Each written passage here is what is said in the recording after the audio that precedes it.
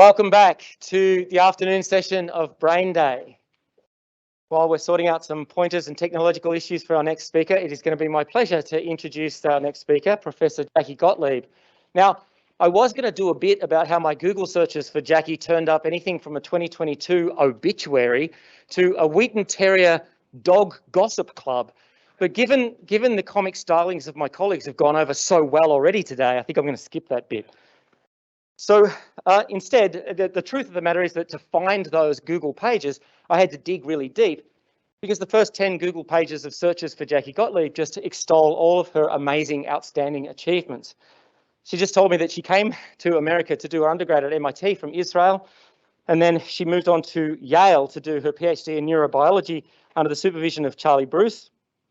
And she then did 2 postdocs, one with Asaf Kalla at Bethesda, and the next with a little-known guy, Professor Michael Goldberg at the National Eye Institute. So if you look at Jackie's neurofamily tree, it's quite extraordinary. It ties her to Mickey Goldberg, Bob Desimone, Bob Wirtz, even people like Charlie Gross and Larry Weisskranz. And if you look at the other side of her neurofamily tree, you see that she's been training the next generation of fantastic neuroscientists. So it's a really balanced kind of thing. And then if you start to look at some of Jackie's publications, you see a little bit of a trend. Let's see if you can sort of pick this up. She's published in Nature multiple times, Nature Neuroscience multiple times, Nature Human Behavior, and Nature Reviews Neuroscience. I don't know if you could pick up the thread there, but I think she publishes in that journal more often than I read it. And when she's not publishing there, she's publishing in little other outlets like Neuron Science, Cerebral Cortex, and so on. She's been consistently funded by the NIMH and National Eye Institute and too many other funding sources for me to name here. And she's been honoured with awards from the Faculty of 1000, the Sloan Foundation, and she is a McKnight Scholar. So we're very privileged to have her here. Her work spans non-human and human primates, exploring attention as information seeking, not just how do we attend to things, but how do we choose what we attend to and what we want to pay attention to. And I found just one last thing to say. I found an interview that she did, a kind of media piece that I really like to quote from. So the quote was, "Creativity is as crucial in science as it is in art." And I couldn't agree more that we need to creatively address some of the problems that we approach in neuroscience. I was just a fraction disappointed that she's changed her title. Her talk was going to be The Myth of Icarus, but it's now changed to something else. But please join me in welcoming Professor Jackie Gottlieb.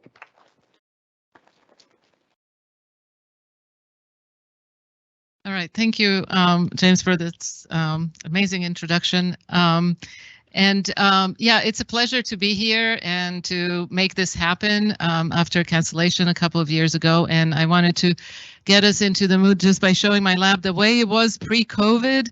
I do have more women now in my lab, but I wanted to say hello from New York and also highlight the people who actually did most of the work that I'll talk about here in yellow. Okay, so as James mentioned, a lot of what we think about, a lot of what I've always thought about as a neuroscientist is this problematic question that we call attention. So attention is a huge cognitive process, and in neuroscience, it has obviously a long history in neuroscience, and it's a history of sort of can't live with it, can't live without it.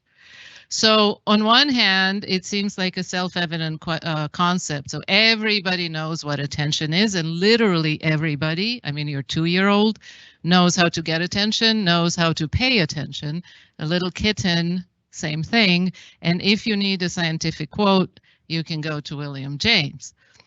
On the other hand, you have armies of distraught scientists who say, nobody knows what attention is. It's such an unwieldy concept. And one of the surest way to get your papers rejected from places like Nature and blah, blah, blah is to use the word attention. So once you change the title, you find that things work a lot better.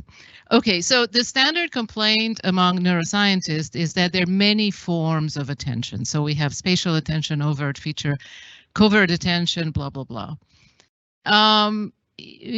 That's maybe a concern, but if you think about it, this is true of every cognitive process that we care about and we want to understand.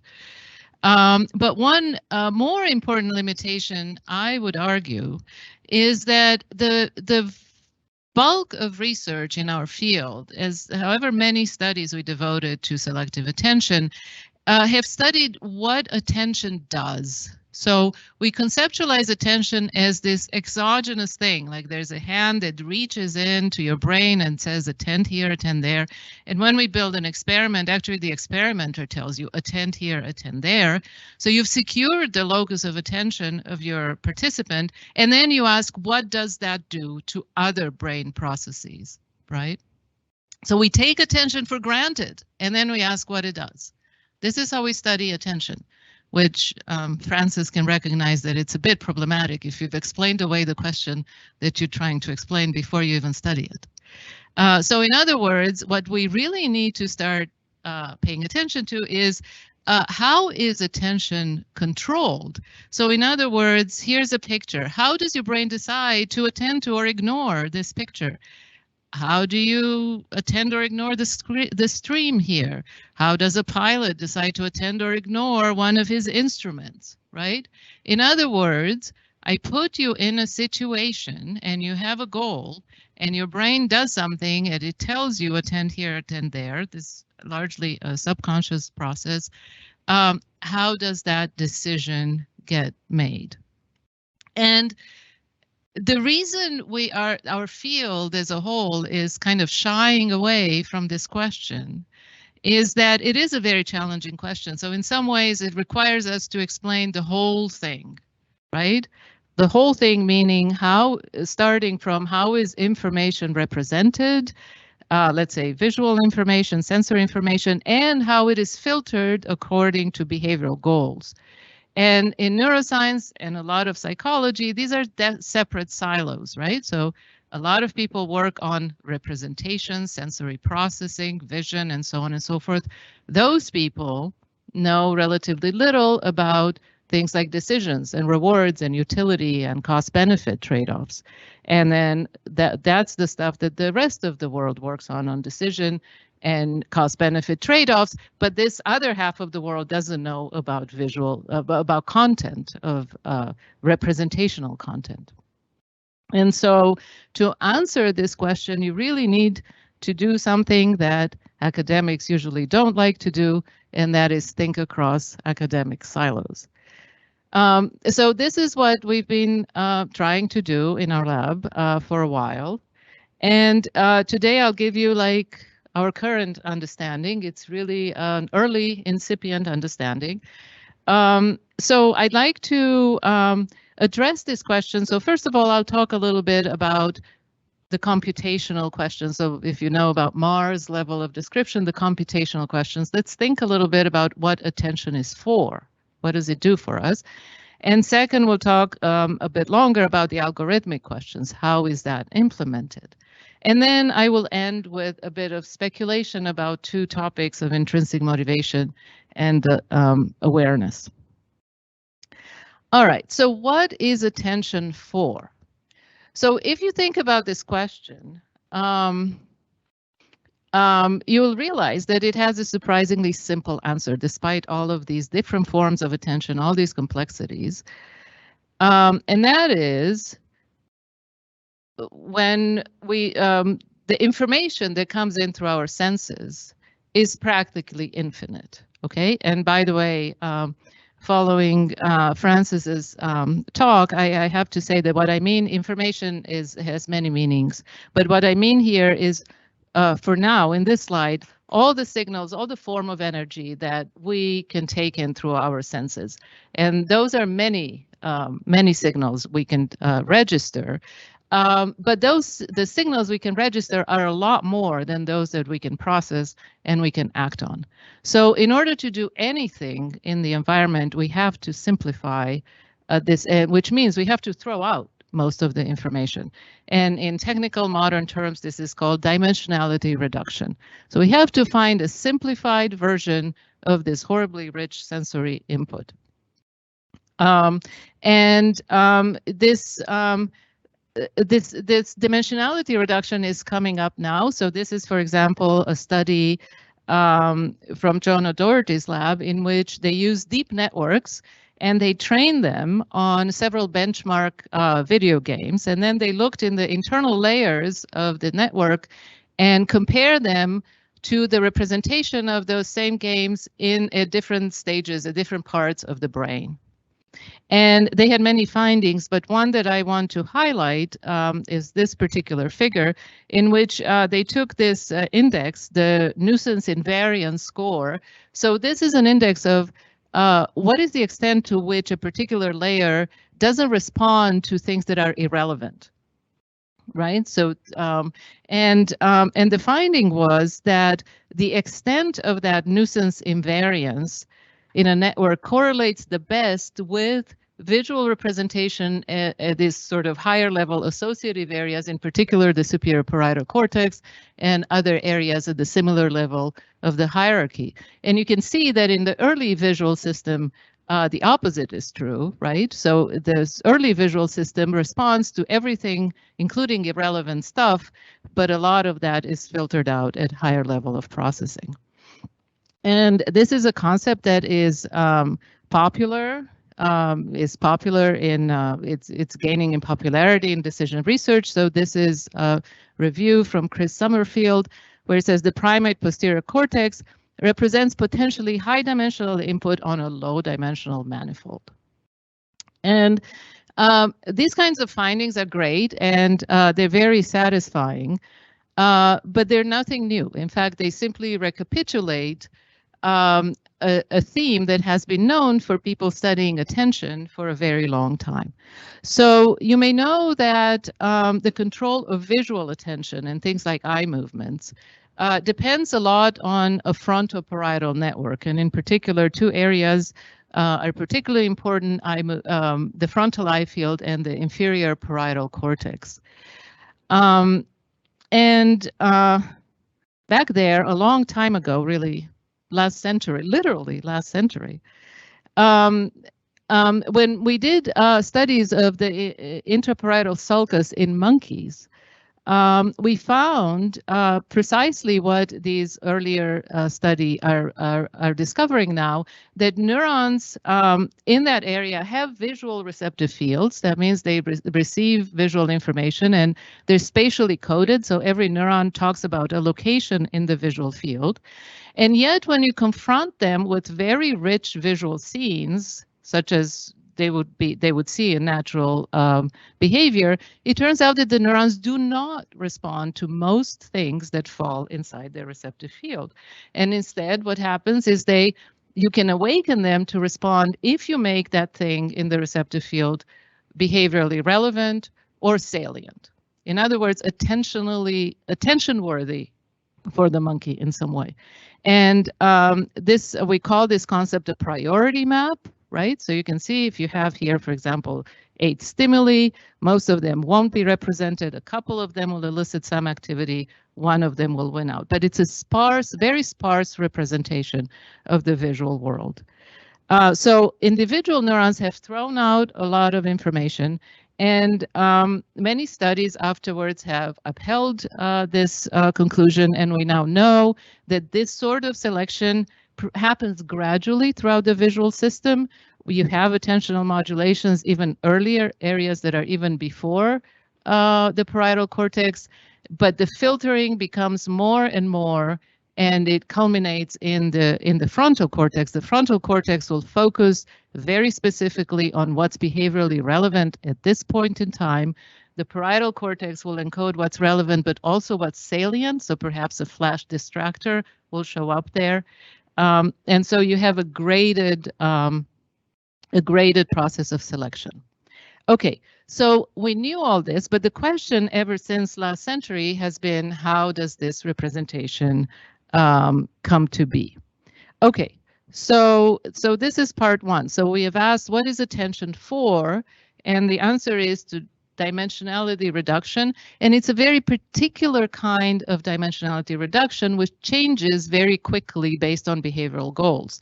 I would argue that the representations that Francis talked about, even things like oriented edges that are represented in your retina, they're also a form of dimensionality reduction. It's a particular way of selecting information that comes in.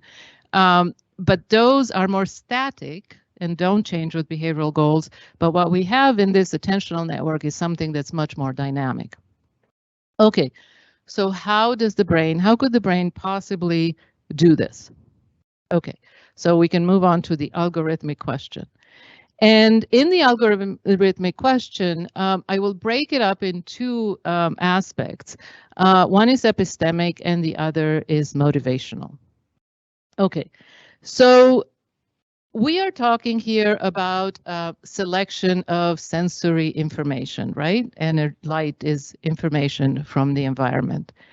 And in a decision theoretic perspective, information is defined as a reduction of uncertainty. So notice that I've now switched the definition of information. A few slides ago, I told you information is everything that impinges on your receptors. And now I'm switching to a theoretical framework in which information is a reduction of uncertainty. These are really quite different concepts, but for now, for the next few slides, just let's go with the uncertainty perspective. So from this perspective, we can think of every eye movement. So every time you look at something, I think of it as a question you pose to the environment. You have a question, what is there? And you look at something that will resolve that uncertainty, that would answer your question. And a really critical thing, and by the way, the same thing goes if you don't move your eyes, if you just look look straight ahead and just covertly orient your attention, it's exactly the same thing. And one really important thing about this process is that it is an anticipatory process. So imagine for a second that you're fixating here in this picture, you're fixating on this white dot. You're pretty much almost blind in the visual periphery. Despite your phenomenological experience that you see everything, you actually don't. What you see is some sort of blur. You have a memory, you have an idea what might be there, which is prediction based and memory based, and you have some blurry, very coarse information about what's in your visual periphery. And so what you have to do when you decide to look, let's say I decide to look at this blob here, you have to anticipate what you will see, right? So there has to be something like, oh, I wonder this, I remember this is Sarah here. I wonder which way she will swing the bat. If I make an eye movement to her, this will answer my question, right? So we are talking, in order to make an eye movement or orient attention, you have to calculate what we call expected information gains. How much uncertainty do I have now? How much I'm going to resolve if I look at a particular location? All right. So the Bayesian framework gives us a way to compute expected information gains. And I won't go through the math, but if some of you are somewhat familiar with just the standard Bayesian equation, it tells you how to update your beliefs, a belief distribution over several hypotheses based on your present beliefs and a new piece of information. And it's the same principle we can use to calculate the expected information gain or expected reduction of uncertainty. And that is a function of two things. First of all, is how much uncertainty you had to begin with, your prior uncertainty. So for example, how uncertain am I about what Sarah will do? After all, if I know ahead of time exactly what Sarah will do, I don't have uncertainty, so I don't need to look and I don't need to resolve anything. I can act based on my priors, right? So if my prior uncertainty is higher, my expected information gains will be higher. And the second important quantity is the diagnosticity of a visual stimulus that I expect. So if I look at Sarah, that will predict what she will do, right? So that's the predictive validity of the image that I get. The image of Sarah will resolve my uncertainty. If I look somewhere else at a cloud, I will not resolve my uncertainty about what Sarah will do, right? Right, so, or, okay. All right, so these two quantities then, this is what we started with, and they provided a very simple hypothesis that we could test. So we went back to this parietal priority map and we asked, is this selectivity based on expected information gains? When I'm telling you the LIP neuron has selected a couple of locations, are those locations that are expected to resolve the uncertainty? And so we looked at these two ingredients one by one. In one study, we asked, do these neurons prioritize stimuli according to the decision uncertainty? And this was done with a super talented student who is now at UCL London, Matthias Horan. So here's how we did it here, and we're working with monkeys. So on every trial in this task, the monkey would start by looking in the center, as they always do, and he saw a display with 3 stimuli. 2 of these, the white dots, represent the alternatives of a decision that the monkey has to make on every trial. So at the end of every trial, the monkey has to look at the upper dot or at the lower dot, and if he chooses correctly, he gets a reward. But before making this final decision, we asked the monkey to make an eye movement from the center to this cloud of dots. And that cloud of dots is his source of information. When the eye lands on the dots start to move, and they can move up or down. And that motion tells him which is the correct decision alternative. Okay? And we are interested in the decision process, the planning of this eye movement. And we put this simple task in 2 different contexts. So in one context, when the monkey fixates, he knows that in that trial block, up or down have equal probability of being correct. So he starts with maximal uncertainty, right? 1 bit. He needs 1 bit of information to solve the task, and he can expect that the saccade, after he looks at the dot, will bring that 1 bit of information. So here the saccade has 1 bit of expected information gain. In other trial blocks, however, we simply block the target. So the monkey might do 30, 40 trials where the correct answer is always up. And the monkeys love to catch on to this because they can go into habit mode and it's like really easy. So they catch on very quickly. Now, we still make the monkey has to look at the dots and trigger the motion. So that motion has reward value for him. It's the saccade is required to get a reward, but is not expected to bring any information because the motion is redundant. The monkey can predict it ahead of time.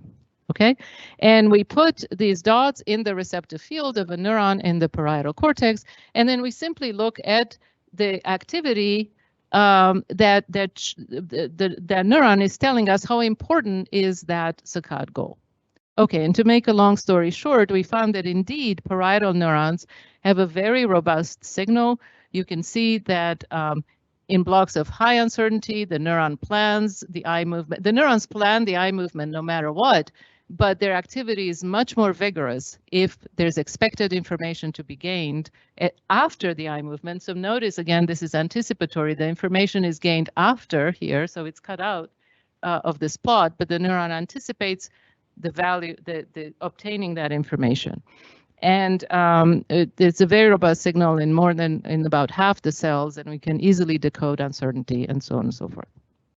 Okay, in a second study, we looked at the second ingredient of that Bayesian equation, which is diagnosticity. Okay, so to manipulate diagnosticity, we manipulated the extent to which the motion gave reliable information.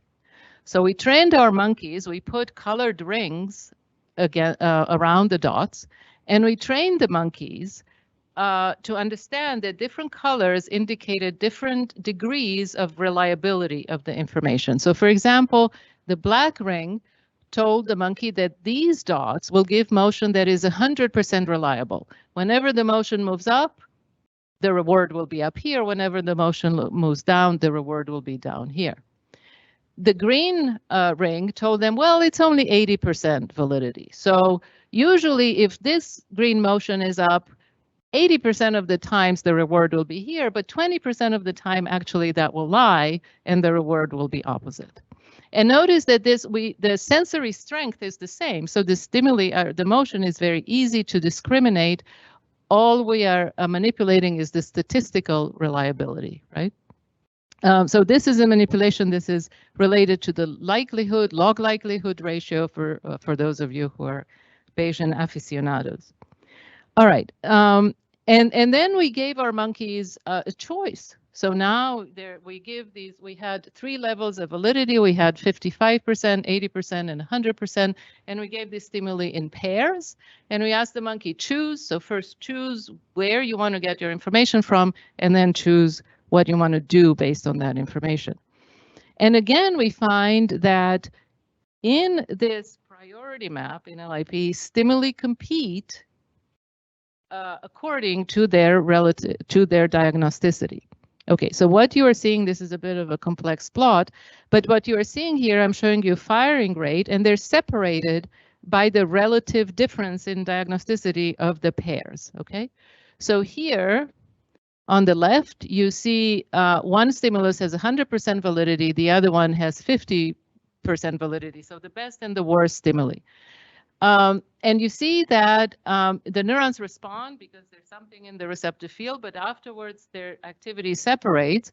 The monkey usually tracks the better one, so he looks at the 100% validity. Sometimes it's inside the receptive field, sometimes it's opposite the receptive field. Anyway, the neuron responds a bit more if the monkey decides to go towards the receptive field. That's just the saccade response. But notice that this difference, so how sure the neuron is that this is a good location. This difference is very robust if the difference in diagnosticity is large. And then if you go here, 80 versus 100%, again, the monkey makes the same eye movements, but the neuron is a little less sure about that, you know, the 100% is really maybe not that much better than the 80%.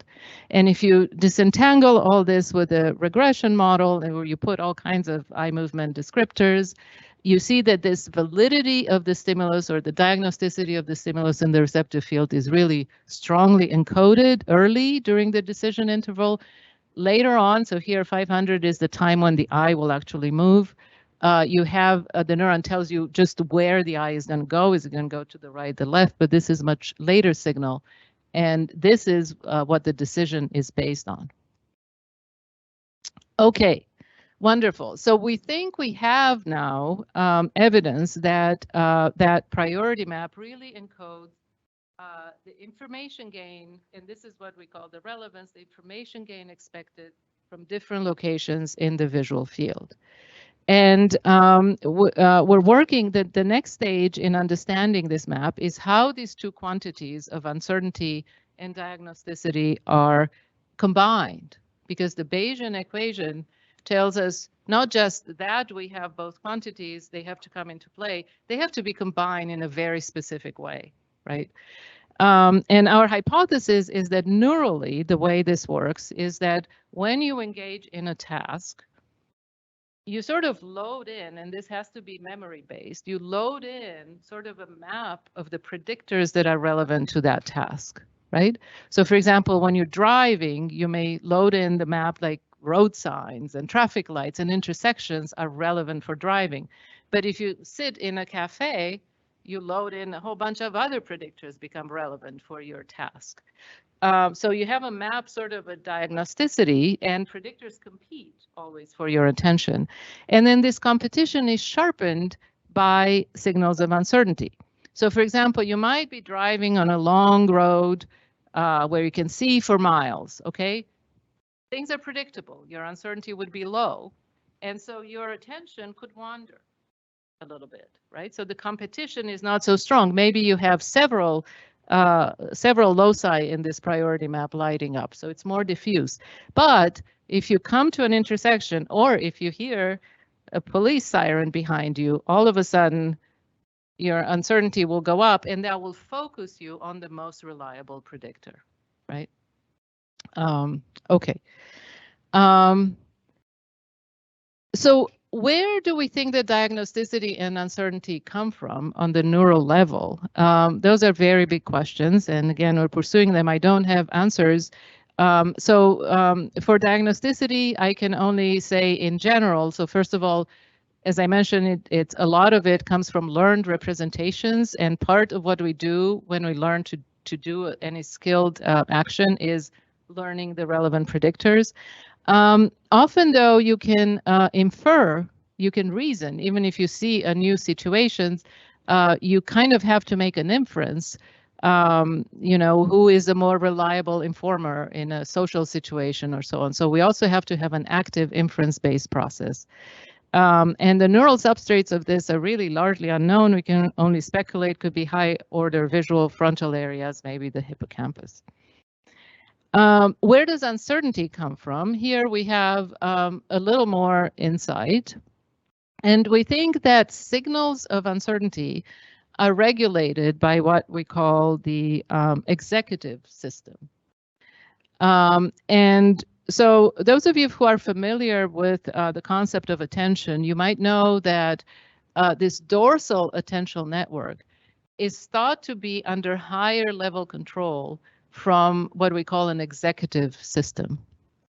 The executive system, a critical node in the executive system, is the dorsal anterior cingulate cortex. And we know that the ACC, as we call it, signals all kinds of complex things, and it gets activated during exploration, and it does encode uncertainty. So the current models that of this system are that the anterior cingulate cortex monitors your performance on a task, and we know that there are a lot of error monitoring signals. You know, so we can tell you, hey, you made a mistake, slow down, or you need more information, or it's just sort of self-regulatory system. And when the ACC detects a need for control, it projects to this nucleus in the brainstem that we call the locus ceruleus, which controls all the norepinephrine that goes to the entire brain. And norepinephrine, in general, if you have just the right amount of it, it optimizes cognitive processing. One of the things that we think norepinephrine does is enhance the gains of sensory stimuli. So Massimo Silvetti and his colleagues made a neurocomputational model of this whole system, and he showed that it explains a variety of findings on how people modulate learning rates, memory, or physical effort. And in a recent collaboration with him, we showed that exactly the same system with practically no modification can also explain the findings that we have in this priority maps.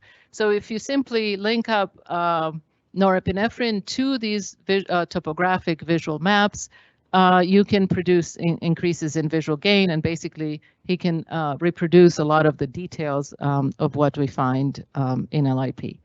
So this is our current view of how uncertainty gets into our system. Okay, all right, so this is the implementational process. So how do we extract information from the world? Okay, we have uncertainty and diagnosticity, and this requires an interaction between the frontal parietal networks and the executive system. So now I want to move to the second part of this process, which has to do with motivation. Okay, so the story so far, what I implied in my story is that this whole process gets set in motion by uncertainty, right? If I'm uncertain what Sarah will do, I want to look at her or pay attention to her. But I've also told you that uncertainty, that information is equivalent to a reduction of uncertainty. So if information is infinite, so is uncertainty is infinite. You could ask an infinite number of questions in this world, right? So uncertainty is not sufficient concept here to explain what we're doing. And another thing is that resolving uncertainty is costly. You have to make an eye movement. You have to exert energy, interpret the information. Sometimes it costs money to get information. Sometimes it's extremely time consuming, okay? So you need to constrain the set of uncertainties that you reduce. And so this has to be constrained by some sort of utility, or what we call in the lab a reward. So you only reduce uncertainty for stuff that is has some sort of relevance to your goals, is utility relevant. Okay, so the process doesn't start with uncertainty, the process starts with motivation and utility. Okay, so then we have to think, okay, we exert some effort and what we get is information or lower uncertainty. What is the value of that? What is the value of information? Okay, so the simplest answer is that information allows you to do things, to act on the world, right? So you have some signal coming in here that you've selected. It goes through a black box in the brain. Eventually you emit some physical action that you can act on the environment, and you get a physical reward that you need for survival. Okay, so then if you look at the problem like this, it becomes fairly easy to fairly tractable, because we know the reinforcement learning is all about how you assign value. You have a chain, a Markov process, a chain of events. You get a physical reward that will assign value to the action that led to the reward, but also to stuff earlier. So also to what you looked at in order to do stuff, in order to get a reward. Everything will get information value. And in fact, the system that I talked about of the executive network implements such an instrumental, it's called the reinforcement meta-learning process. It implements a reinforcement learning process because the DACC also receives input from dopamine neurons that signal the reward or the utility of a task. So what I told you, remember what I told you, is that when the ACC detects uncertainty, it calls for a boost of norepinephrine, and that tells the brain, hey, pay attention and process things a little better here. And in this system, this boost registers as a cost. That's an effort I have to make. I'd rather not make that effort. I want to minimize the cost. And so this circuit does a cost-benefit computation. It seeks to maximize the reward rates. It wants to keep the dopamine signal happy while minimizing the norepinephrine output. Okay. And again, I won't take you through the details, but we worked out the fact that in the parietal cortex, we also find reward modulations. But remember, so I cut out the detailed part. But remember that what we are seeing, this uncertainty modulation of the visual system, is a cognitive state that is necessary to get a reward, right? A lot of people, because sometimes you can read out the reward expectations from these visual maps, a lot of people have postulated that this has to do with economic value, right? So if the neuron fires for an eye movement, it means that that eye movement has a higher reward. But these value signals, the more you dig into them, the more they behave strangely. So we, for example, in our task, we could reverse them. So neurons would respond more for smaller reward, and then you put them in a different condition and they reverse again. And the reason for this is that it's not a representation of economic value, is almost the opposite, is the cognitive cost you have to pay in order to achieve that value, right? So this is just in case you're into this world. There's been quite a lot of debate. So if you and I think that we'll find more and more information of reward influences in the visual system. And so I just want to caution you that just because the neuron responds more when there's higher reward doesn't mean it encodes value.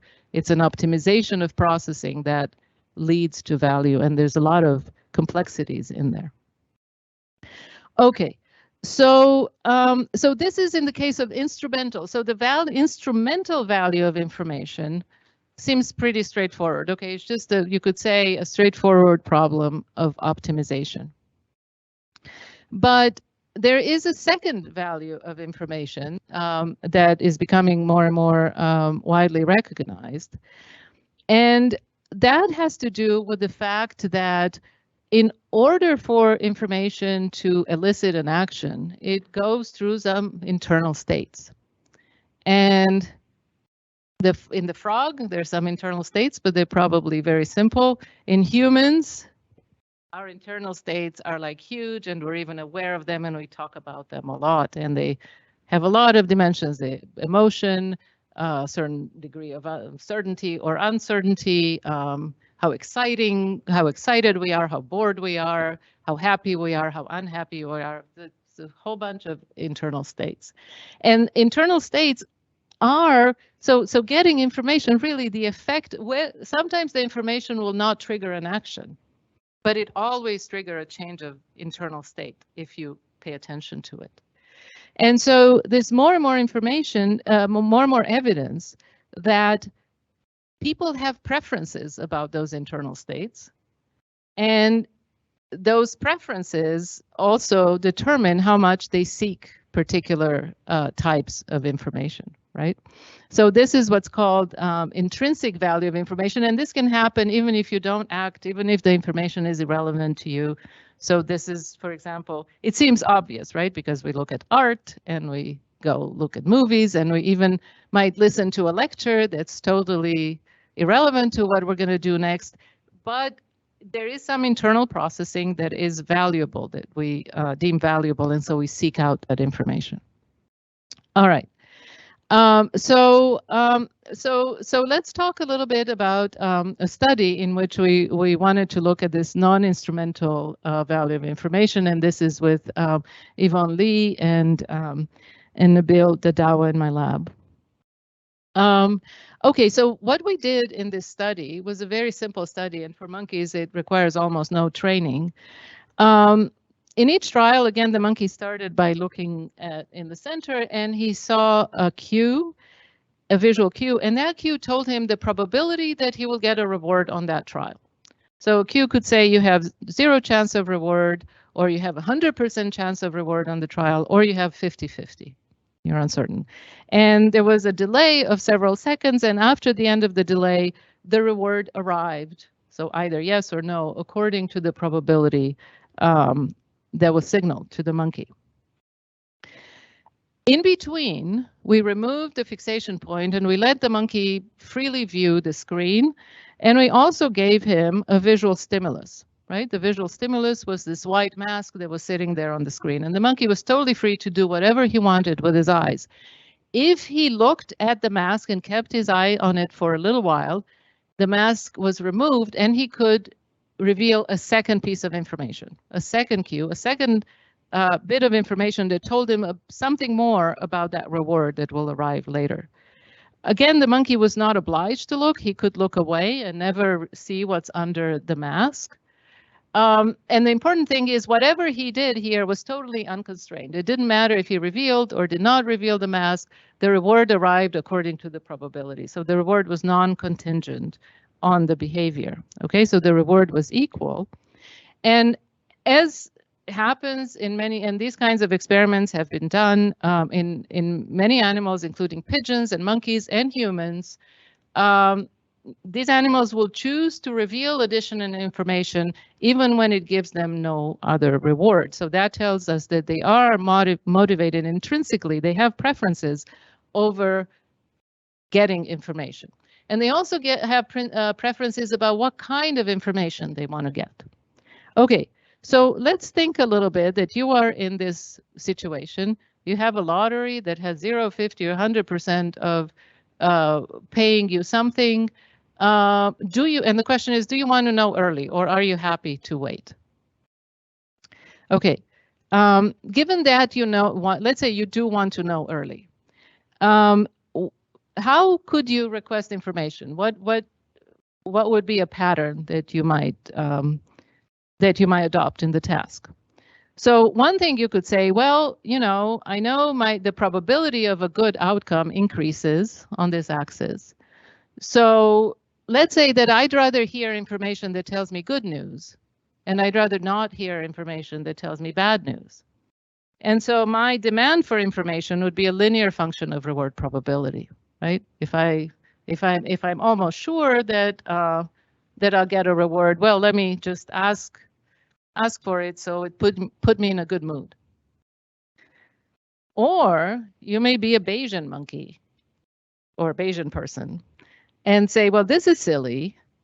I know that I only have uncertainty if you told me it's 50-50. After all, if you told me it's 100% chance of reward, I already know it. So there's no need for me to ask for more information. And so my demand for information is going to be like this. I'm only going to ask if I have uncertainty. Otherwise, I don't need to ask anything. Okay. And these two motives indeed have been identified in human behavior. One is called savoring and the other is called uncertainty resolution. So this one, uncertainty resolution, is obvious. Sorry, savoring is thought to reflect what we call the utility of anticipation. Okay, so anticipating a good outcome puts me in a good mood, maybe in a positive emotional state. I want to be in that state, therefore I'm going to ask for the signal that helps me get there. On the other hand, anticipating a bad outcome, that would be like dread.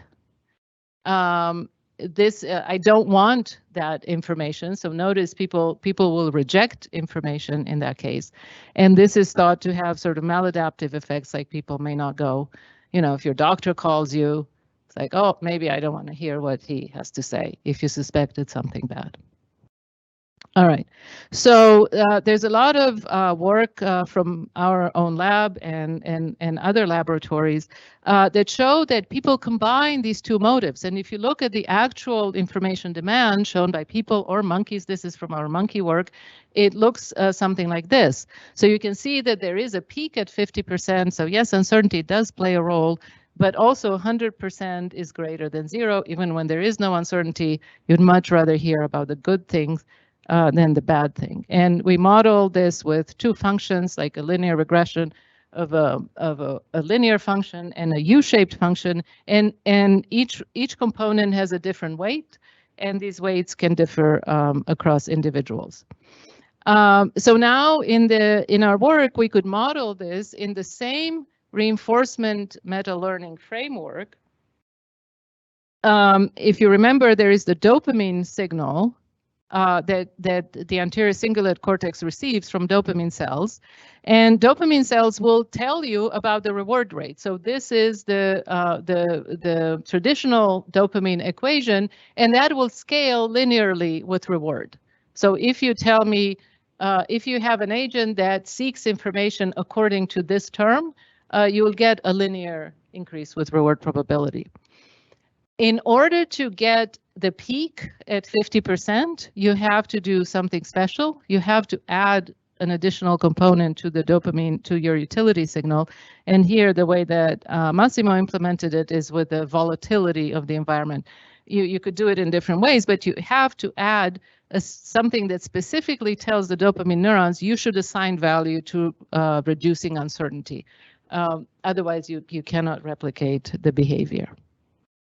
Okay, so I told you before that different people can differ in the weights. So it seems that these two components are, or the way in which they influence visual processing have individually variable weights.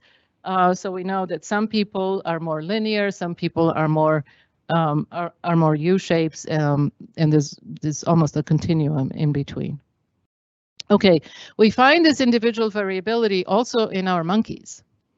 We tested only 2 monkeys, which is the standard in our field. So our unit of analysis is across neurons, not across monkeys. Okay, so one monkey, he was our Bayesian monkey. So you can see that he was pretty U-shaped. He had, so if you decompose this into the coefficient for uncertainty for him was much higher than the coefficient for reward. Here, the yellow are sessions in which he was only guided by uncertainty. In black is when he was guided by uncertainty and reward. So you can see there is a slight positive slope here. So he does have a small reward component.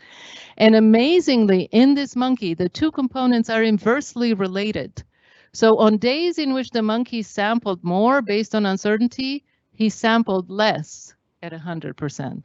It seems like on those days, the monkeys was a bit more optimal, a bit more Bayesian, and he could suppress that savoring or whatever it is, that reward component. Okay, so inverse correlation. So this monkey is uncertainty bound, and he can dissociate the reward and savoring components from each other. The other monkey was quite different. So you see that he has both components going on. You see most sessions have both an uncertainty and a reward component. That is, he's right. This is not there's a strong linear trend, but 50% is supralinear. So he has both things going on, and these drives are positively associated. When he samples more based on uncertainty, he samples more based on reward. Okay. Okay, so the behavioral phenotype is very different. And again, this replicates the individual variability we see in people. But now if we look on this, remember the priority map that we have in the parietal cortex. And again, I'm looking at that visual mask is in the receptive field, and I'm looking at the response to the mask. That is the response that determines the priority of that mask. And you can see how this is averaged across both monkeys. You can see that there's a beautiful uncertainty component here. So the responses at 50% go above those to 100%, but 100 is higher than 0. So you have both a reward modulation and an uncertainty modulation going on. And this is in both monkeys. So most neurons have both factors in them. That's the black dots here. Many are just reward sensitive, the green dots, and many have both factors, and they're positively associated in the neurons. So this is very different than what we saw in behavior. And if you look at how this representation of priority correlates with behavior, it turns out that the sensitivity to uncertainty in every cell predicts the monkey's sensitivity to uncertainty. So whatever the neuron do, when a neuron is more enhanced by uncertainty, the monkey is more sensitive to uncertainty. But when a neuron is more enhanced by reward, the monkey is not more sensitive than reward. So even though these two components come together in the priority map, they must be dissociated somewhere in some other area beyond the priority map, right? So again, we don't fully understand what the dissociation is, but it goes back to a theme that we have throughout this. So first of all, what we've learned, they're instrumental and intrinsic reward. And the theme is that the decision involves quite a distributed bunch of areas. We have some encoding of visual priority, but then the actual decision depends also on other structures, maybe in the executive system, maybe in downstream structures. Okay. So this is it for the empirical results and questions, and I wanted to just end with a little bit of speculation about these two topics that I think are interesting.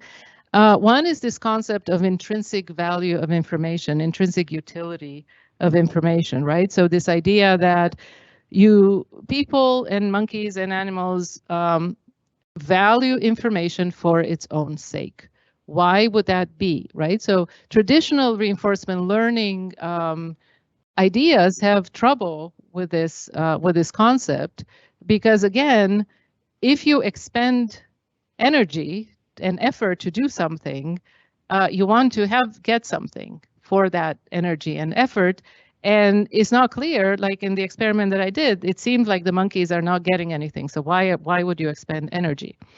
And really the best answer to this is that instrumental conditions in which you can see a stimulus and do something and get a reward, in other words, in which you can control your reward, those are very special cases, right? And you only get to those cases if you have learned stuff. Rewards are not just given to us. We have to learn. So learning has to come before you discover a reward and a way to get to the reward. This is hard to picture because we live in very reward-rich environment, very knowledge-rich environments. So I always go to this. Imagine we didn't always start out in this wealthy environment. We used to be like this, where we had no idea what to do and how to get all these rewards. And so the primary tool then we had was simply curiosity. You have to be able to expend effort and gather information before you know what you're doing, before you know what the significance of the information is. And so we think that this mechanism the brain has in which we get information simply because it makes us feel some way that we just like the internal state. This is part of a mechanism that drives curiosity and exploration. And it's interesting to think that, again, I said that there's a more efficient and less efficient way of doing this. So we can all understand why you might want to direct attention and curiosity to stuff that makes you feel good. That's like a biological reward. But at the same time, this function is not the most efficient because it can direct you to redundant things, right? So you might just be fixated on rewards that you know, where you don't reduce a lot of uncertainty. And we can see this conflict. We can certainly create situations like this in which we can make people inefficiently seek information because if they cannot suppress this reward-driven component, they will just go to good news, or they will just be, I think confirmation bias is probably the biggest sort of bug in the system.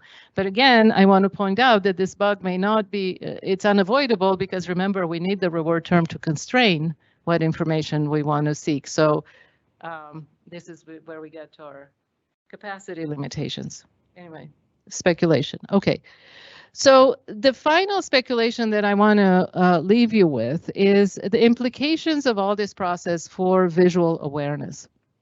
So some of you may be may know that a very famous syndrome that's associated with lesions of the parietal cortex, but also of the frontal cortex, the whole frontoparietal network, is something that's called neglect or hemi-neglect. So patients who have a stroke, for example, usually the right parietal cortex, lose awareness of the left half of visual space. And a remarkable thing, so here's, for example, a drawing. If you ask a patient with neglect to draw for you the numbers on a clock, this is a drawing they might produce. You can see all the numbers are there, but they're all on the right side. And the most amazing thing about this is that this isn't blindness. If you direct the persons to the stimuli, they can see them. If you attract their attention to the left, they can see. And most importantly, a blind person knows that they are missing something. So if you have a lesion, if you go blind in your eye or visual cortex, you know you're missing information and you're turning towards the blind side. But patients with parietal neglect don't know that they're missing something and they're turning towards the good side. So if you ask a person, is there something wrong with this picture? They say, no, there's nothing wrong. So what they lost is not the ability to see, is the ability to anticipate that there is information to be had in a particular part of space, okay? And of course, this reminds me of the story that I told you from the very beginning, that a lot of this active exploration is based on the ability to anticipate where you might get your information from, right? And so perhaps this is what we say when we think about visual awareness, is really the expectation of where in my visuals, where in my peripersonal space the information might be. And so if you trace this back, the story starts from the fact that we have access to a lot of information, but a limited capacity. This creates a need for sampling that information. This in turn creates a need for having this expected information gains, and maybe that's one ingredient of awareness. And this is where I want to leave it off. It's been my pleasure, and I hope we get.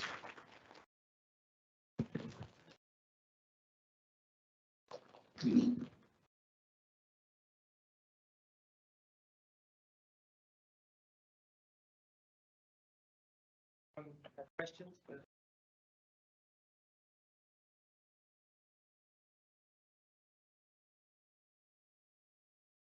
Thank you so much for this great talk. My current research project is asking my participants to actively tell me their estimate of uncertainty of certain Q. And from your talk, we learned that there's lots of computation going on from VTA, from the LC region up to anterior singular cortex up to parietal lobe. I wonder, during this process, do you think this computation can become conscious to people's mind, or because such that they know that this uncertainty for this Q is 80%, for sure this is 80%, or do you think, as your model suggests, it is always both the reward and the uncertainty value combined together, such that people never know the ground truth uncertainty value?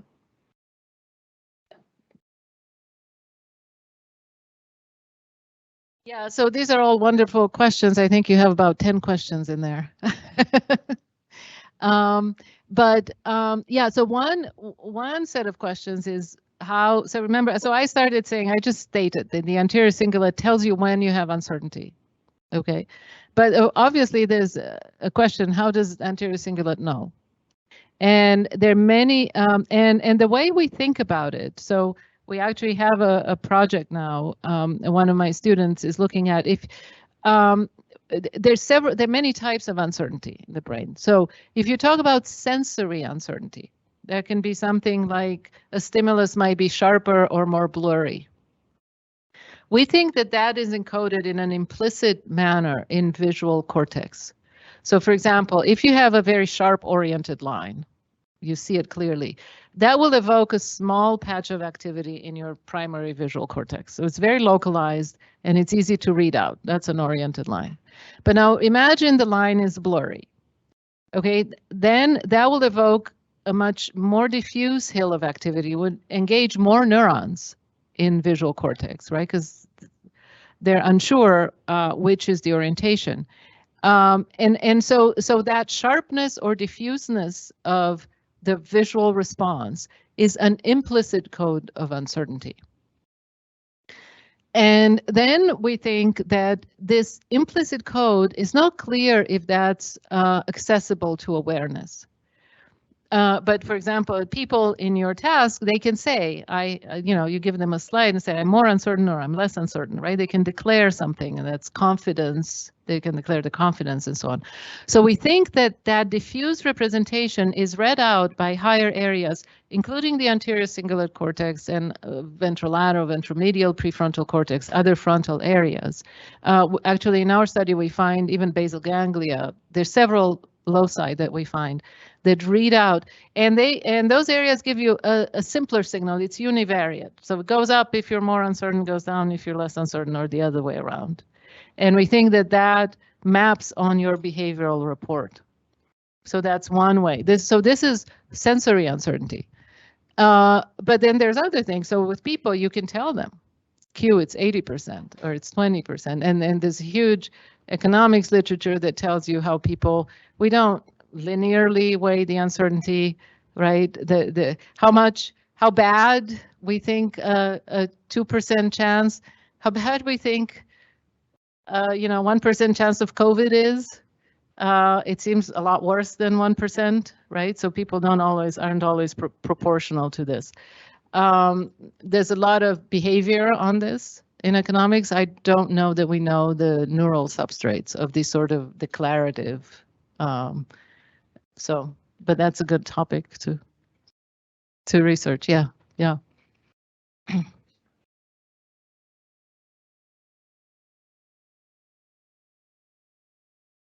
I was wondering when we calculate the expected information gain and we're trying to select the stimulus with the highest diagnosticity. So the more we're trying to get the most information out of the stimuli, is there any pragmatic judgment involved in that? Like, is there any evidence that monkeys prefer to focus on a stimulus that has the most pragmatic value to them rather than most information gained. Most pragmatic value, so most reward value rather than most information gain. Yeah, so you have to consider the rewards and the costs of the reward. So imagine I give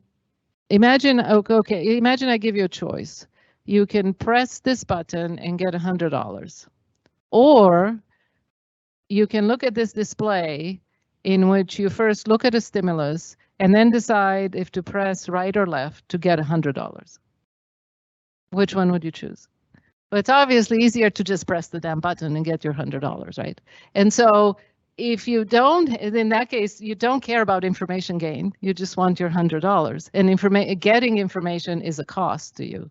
So the monkeys would do exactly the same thing. I mean, that's kind of a no-brainer. Right, but the question is more.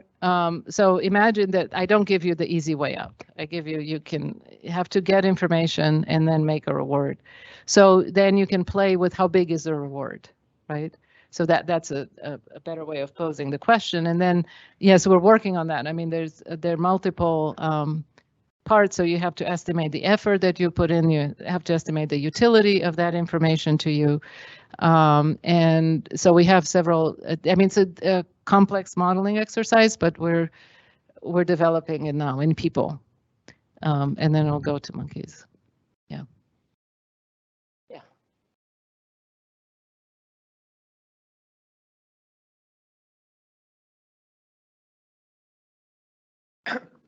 So one question I had is, we've calculated the reward at the higher layers. Is there any point in feeding it back to lower layers, like suppressing or modulating the sensory information? I know this happens, but like, what would be like your reasoning for that to take place? Yeah, that's a good question, and it's a complex question. So one thing, so in our model, what we had is that locus coeruleus modulating visual maps. We didn't have dopamine modulating visual maps. Okay. Now the locus coeruleus will increase the gain or not, and that will contain reward information in it. Because let's say your frontal cortex says, okay, you put in X amount of effort, but now you know it's $1,000 is at stake, therefore put in even more effort. So it's going to put in more effort if the rewards are higher. So if you look in the parietal map, it's going to be, well, the gain increases higher for higher rewards and lower for lower rewards. So it looks like there's a reward modulation there, but it's really an effort that's proportional to the reward, right? So this is like, that's why I was saying you have to be careful, because when we look at the neurons, they're going to look like they increase as a function of reward. That doesn't mean that they respond directly to reward. It's an indirect way. So that's part of the answer. Now, the other part is that in practice, so in our model, there's no need for dopamine to go to visual maps. But in practice, dopamine does modulate visual responses, and we know the phenomenon of conditioning, right? So you can, if I put up a gold coin here, everybody will look at the coin. If I put up the image of an ice cream cone and you're hungry, you're going to be attracted by that ice cream cone, even if that's distracting, not exactly optimal for what you're doing, right? So we have these conditioned associations that can immediately interfere. In this case, they'd interfere and distract from the task, and that's shown. You can show that in regular lab tasks, and I don't know what that's about. So in those tasks, it's just distraction is not exactly. It seems maladaptive, so we can speculate a lot. I mean, maybe it's the most primitive way that the brain has. So if you think about primitive animals, so I argued that it's in order to find rewards and create rewards, you have to be engaged with your environment, right? So learning has to come first. So maybe this conditioned associations is the most primitive mechanism that we have to be engaged with an environment. And It's associative, so it's not predictive, it's just associative. But maybe it's on that mechanism that everything else builds, and that mechanism still shows up. And it's actually difficult to suppress with top-down. Yeah. Yeah.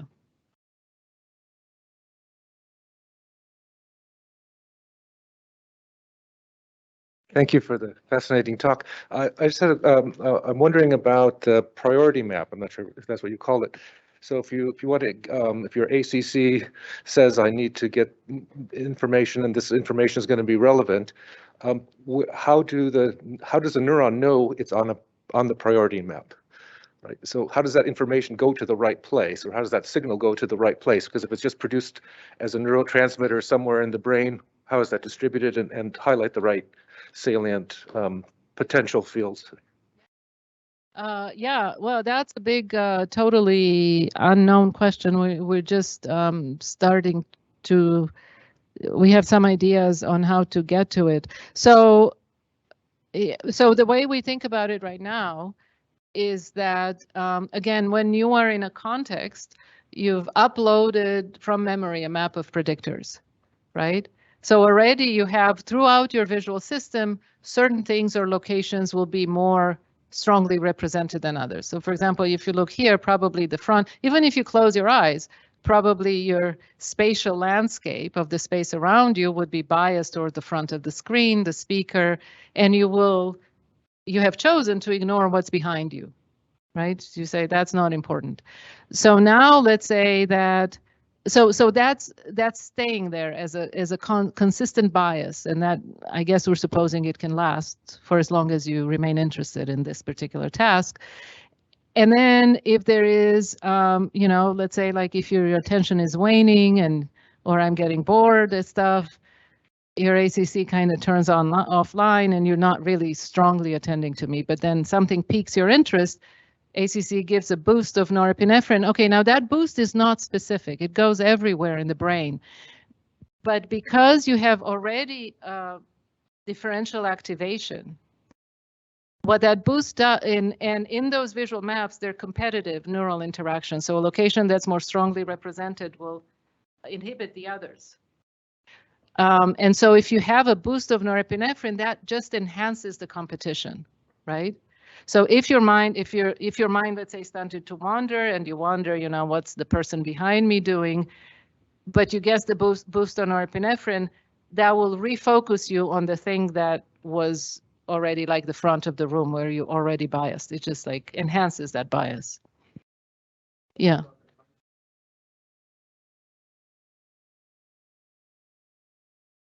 Yeah, it can be pretty fast. So it can be, you know, I mean, certainly tens of milliseconds, sub-second for sure. Yeah, yeah, yeah, yeah, yeah, yeah.